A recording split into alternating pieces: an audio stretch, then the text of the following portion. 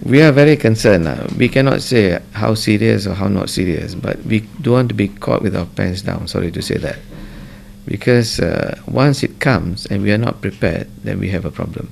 So we are already prepared for the second wave. It's not here yet because, you know why we are a bit worried? Because there are outbreaks in major parts of the world, and Malaysians being quite affluent, they do visit these places, and when they come back, they may bring the problem with us. You know? So we are ready with handling this second wave.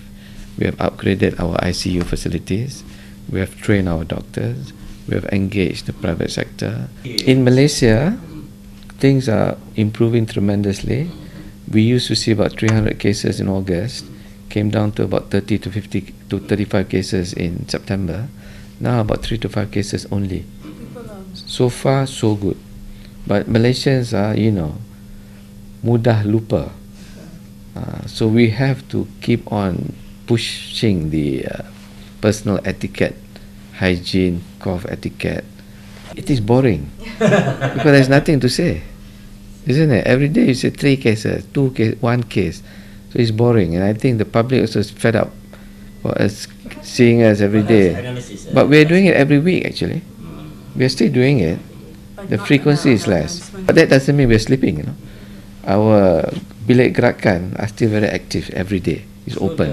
The moment somebody report an unusual cluster of cases or whatever, then we will restart our mechanism. We have ordered 400,000 doses.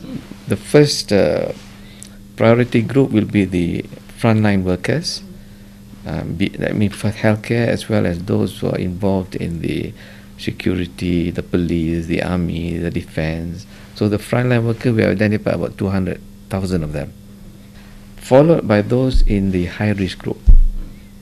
Old persons, people with chronic medical illnesses, pregnant women, people who are obese.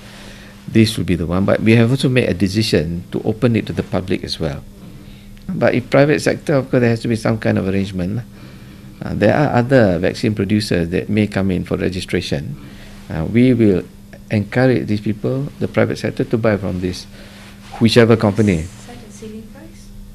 The one that we are using now is about 34 to 35 ringgit per dose. I don't think you should go on a frenzy, because the best way not to get the flu is to protect yourselves. Dengue. You see, dengue, I'm sad. To me, nobody who's well, like you and me, presumably you all are well, should die of dengue. Shouldn't. So I get very sad if babies or able-bodied people dying of dengue. If you have got chronic medical conditions, kidney failure, whatever else, then perhaps because your resistance is low. But if you're otherwise healthy, why should you die of dengue? I will tell you in a minute why. I used to buy some chicken when I went to Penang. There's one chap, he's about 35, 36, able-bodied. Next week I went there. Where is he? Died of dengue. I said, what? Okay. First of all, the public must know what constitutes dengue. If you have a fever, can this be dengue? Isn't it? So they must know. And the government has gone, the Ministry of Health has gone all out to inform the public. With all the brochures, the campaign, if you have this, go and see the doctor and all that. So the part played by the public is important. They must come early. We guarantee you that if you come within 3 days, the risk of you dying is certainly much less. Because dengue, if you come too late, within 48 hours, you can get what is called the dengue hemorrhagic fever. That is the one that causes death, not dengue. When I was a doctor, young doctor lah, no, not so young anymore, but I make sure that any patient with dengue, I will save.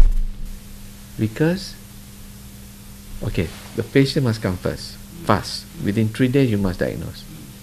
And then the doctor themselves must be knowledgeable, competent, and be able to detect signs of severity. Okay? The moment he detects signs of severity, he must admit the patient. What is happening now is, first, patients come late, more than 3 days. Second, they come early, but the doctor don't pick it up. Say, oh, yang ni teman biasa, boleh balik. and died at home. We have had cases like that because they do not know the danger signals of dengue hemorrhagic fever. It's so simple. How do I know? It's not rocket science. You just examine the abdomen, you find that it is very hard.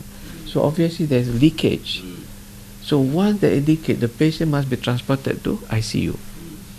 So this is what I mean by saving lives. Patients knowing the symptoms and signs come early, within 3 days. Doctors picking up the early warning signs of danger of DHF.